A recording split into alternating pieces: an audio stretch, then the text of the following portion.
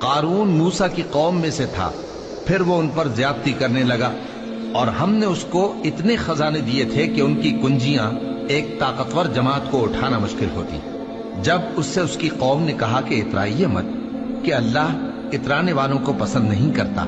اور جو مال تم کو اللہ نے عطا فرمایا ہے اس سے آخرت کی بھلائی طلب کیجیے اور دنیا سے اپنا حصہ نہ بھلائیے، اور جیسی اللہ نے تم سے بھلائی کی ہے ویسی تم بھی لوگوں سے بھلائی کرو، اور ملک میں طالب فساد نہ ہو، کیونکہ اللہ فساد کرنے والوں کو دوست نہیں رکھتا۔ وہ بولا کہ یہ مال مجھے میرے ایک ہنر کے سبب ملا ہے۔ کیا اس کو معلوم نہیں تھا کہ اللہ نے اس سے پہلے بہت سی امتیں جو اس سے قوت میں بڑھ کر اور جمعیت میں بیشتر تھیں ہلاک کر ڈالی تھیں، اور گناہگاروں سے ان کے گناہوں کے بارے میں پوچھا نہیں جائے گا؟ تو ایک روز قارون بڑی آرائش اور ٹھاٹھ سے اپنی قوم کے سامنے نکلا۔ جو لوگ دنیا کی زندگی کے طالب تھے کہنے لگے کہ جیسا مال و متاع قارون کو ملا ہے کاش ایسا ہی ہمیں بھی ملے، وہ تو بڑے نصیب والا ہے۔ اور جن لوگوں کو علم دیا گیا تھا وہ کہنے لگے کہ تم پر افسوس، مومنوں اور نیکوکاروں کے لیے جو ثواب اللہ کے ہاں تیار ہے وہ کہیں بہتر ہے، اور وہ صرف صبر کرنے والوں ہی کو ملے گا۔ پس ہم نے قارون کو اور اس کی حویلی کو زمین میں دھسا دیا، تو اللہ کے سوا کوئی جماعت اس کی مددگار نہ ہو سکی اور نہ وہ بدلہ لے سکا۔ اور وہ لوگ جو کل اس کے رتبے کی تمنا کرتے تھے صبح کو کہنے لگے ہائے شامت،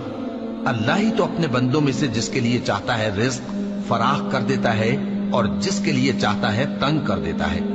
اگر اللہ ہم پر احسان نہ کرتا تو ہمیں بھی دھسا دیتا۔ ہائے خرابی، کافر کامیاب نہیں ہوتے۔ وہ جو آخرت کا گھر ہے ہم نے اسے ان لوگوں کے لیے تیار کر رکھا ہے جو ملک میں ظلم اور فساد کا ارادہ نہیں رکھتے، اور انجام نیک تو پرہیزگاروں ہی کا ہے۔ جو شخص نیکی لے کر آئے گا اس کے لیے اس سے بہتر صلہ ہوگا، اور جو برائی لائے گا تو جن لوگوں نے برے کام کیے ان کو بدلہ بھی اسی طرح کا ملے گا جس طرح کے وہ کام کرتے تھے۔ اے پیغمبر،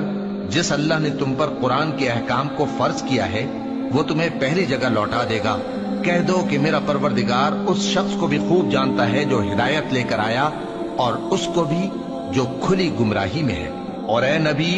تمہیں امید نہ تھی کہ تم پر یہ کتاب نازل کی جائے گی، مگر تمہارے پروردگار کی مہربانی سے نازل ہوئی، سو تم ہرگز کافروں کے مددگار نہ ہونا، اور وہ تمہیں اللہ کی آیتوں کی تبلیغ سے